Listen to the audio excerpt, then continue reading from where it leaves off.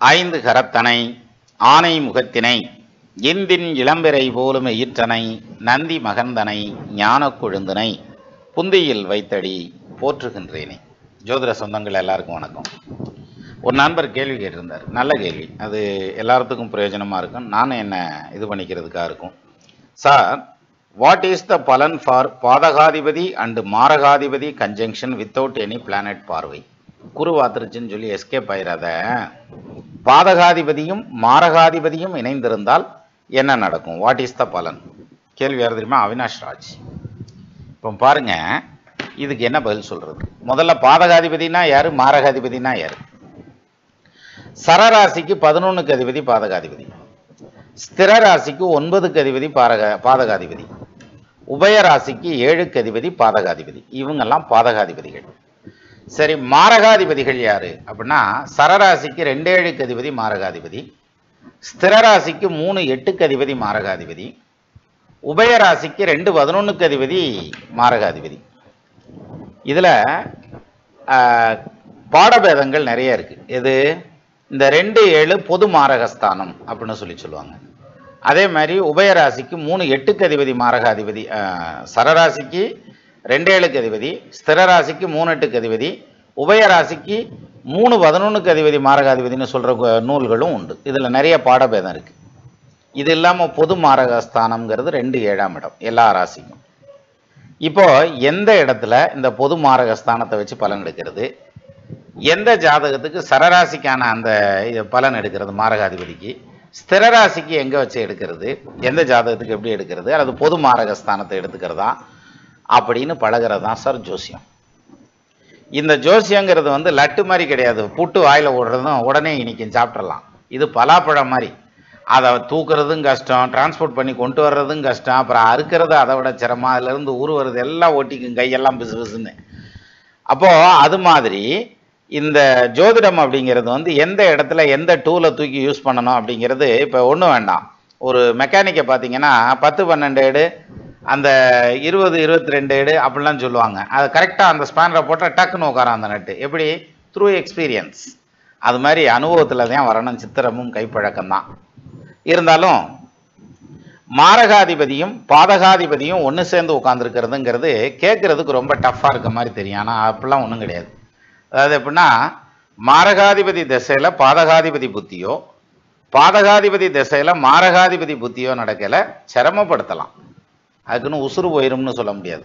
உசுறு போகிறதுக்கு வேற கணக்கெல்லாம் இருக்குது. லக்னாதிபதியை பார்க்கணும், அஷ்டமாதிபதியை பார்க்கணும், ஆயுள் காரகனான சனீஸ்வரனை பார்க்கணும். இவங்க எல்லாம் வீக்காக இருந்து நடக்கிற தசையும் வீக்காக இருந்ததுன்னா பிடிங்கிட்டு போயிடும். இவங்கெல்லாம் ஸ்ட்ராங்காக இருந்து நடக்கிற தசையும் வீக்காக இருக்குது, ஆனால் இந்த மாதிரி கோச்சாரம் வீக்காக இருக்குன்னா கஷ்டப்படுத்தும், அவ்வளோதான் செய்யும். எந்த ஒரு பலனாக இருந்தாலும் தசாவுத்தி நடக்கல தான் அது பலன் செய்யுமே தவிர எல்லா டைம்லையும் செய்யாது. நான் என்ன சொன்னேன்? பாதகாதிபதி திசையில் மாரகாதிபதி புத்தி, மாரகாதிபதி திசையில் பாதகாதிபதி புத்தி, இப்படி வரையில சிரமப்படுத்துறதுக்கான அமைப்பு இருக்கு. மற்றபடி இந்த திசையை வரலன்னு வச்சுக்கோங்க, அந்த பஞ்சாயத்தே இல்லை, அது சம்மந்தமாக நம்ம கவலையை விட வேண்டியதில்லை, விட்டுட்டு போயிடலாம். அப்போ உசுறு போயிருமா அப்படின்னா உசுறு போகாது, ஏன்னா அதுக்கு மற்ற ஃபேக்டர்ஸ் இருக்கு. அப்போ பாதகாதிபதி என்ன செய்வார் அப்படின்னா, பேசிக்காக பாதகாதிபதி கொல்ல மாட்டார் சார். அது ரொம்ப முக்கியமான பாயிண்ட். பாதகாதிபதி வந்து மாரகத்தை செய்ய மாட்டார். அதே மாதிரி மாரகாதிபதி பாதகத்தை செய்ய மாட்டார், உசுரத்தையும் தூக்கி விடுவார். ஆனால் உசுரை தூக்கி விடணும்னா அந்த ஜாதகத்தில் இயல்பாகவே அந்த டைமில் அந்த ஆயுள் முடியக்கூடிய கண்டிஷன் வந்திருக்கணும், அப்பத்தையும் தூக்கி விடும். எல்லா டைம்லையும் மாரகாதிபதி திசை எத்தனையோ பேர் கடந்து வந்திருப்பாங்க, இப்போ நடந்துக்கிட்டு இருக்காங்க, நல்லத்தே இருப்பாங்க. அதனால் மாரகாதிபதி திசை வந்துருச்சுங்கிறதுனாலேயே உசுறு போயிரும்னோ, பாதகாதிபதி திசை வந்துருச்சுங்கிறதுனாலேயே அது வந்து எல்லாத்தையும் கெடுத்துரும்னு அர்த்தம் இல்லை. ஒரு சின்ன எடுத்துக்காட்டு சொல்கிறேன். மேஷ லக்னத்துக்கு 11ஆம் பாவாதிபதி மாரகாதிபதி, பாதகாதிபதி சனி. இந்த சனி தசை நடக்குதுன்னு வச்சுக்கோங்க, பாதகஸ்தானத்திலே உட்காந்து நடக்குதியா? அதாவது மேஷத்துக்கு 11ல் கும்பத்தில் சனி உட்காந்து தசை நடத்துறாரு. அப்போ பாதகம் பண்ணி கொடுமா, பொருளாதாரத்தை காலி பண்ணிடுமா அப்படின்னா ஒன்றும் பண்ணாது. அங்கே சனி வந்து வக்கரம் மட்டும் ஆயிருச்சுன்னு வைங்களேன், பாதகாதிபதி இல்லாமல் யோகாதிபதியாக வேலை செஞ்சுட்டு போயிடுவார். சனி பார்க்குற இடம்லாம் டெவலப் ஆகும். அதே சனி வக்கரம் ஆகலை இப்போ சொல்லு அப்படின்னாக்க, மேஷ லக்னத்துக்கு 11ல் கும்பத்தில் சனி உட்காந்துருக்காரு, வக்கரம் ஆகலையா, இப்போ பாதகம் தானே பண்ண அப்படின்னா, குரு பார்வை இருந்துச்சுன்னு வச்சுங்களேன், பாதகம் பண்ணாது, அது சாதகமாக தான் இருக்கும். சரி, குரு பார்க்கல, அதே மேஷ லக்னம் 11ல் சனி ஆட்சி. இப்போ சொல்லு அப்படின்னம்னா சூரியன் பார்த்ததுன்னா, சூரியனும் சனியும் பாகக்கிரகம்னு போயிடக்கூடாது. சூரியன் பார்த்தாலோ சூரியன் சனியோட சேர்ந்திருந்தாலோ அந்த பாதகாதிபதி வேலையை அவர் செய்ய முடியாது. அதே மாதிரி லக்னாதிபதியான செவ்வாய் பார்த்தாலோ அல்லது செவ்வாய் சேர்ந்திருந்தாலோ இந்த பாதகாதிபதி வேலையை சனி செய்ய மாட்டார். சரி, இதான் சார் லாஜிக். அப்போ பாதகாதிபதி திசை வந்துருச்சு அப்படிங்கிறதுக்காகவே நம்ம செத்து உருண்டணும்லாம் ஒன்றும் கிடையாது. அப்போ நம்ம நண்பர் கேட்டிருந்த கேள்வி என்ன, 2 பேரும் ஒன்று சேர்ந்து நிற்கிறாங்க சார், என்னையா பண்ணுறது நான் அப்படின்னு. ஒன்றும் பண்ண வேணாம், ரிலாக்ஸாக இருங்க. சரியா? அது எதுவும் பண்ணாது. நீங்கள் போய் அவங்கள 2 பேர்த்தையும் எதுவும் பண்ணாமல் இருந்தால் சத்தியம்.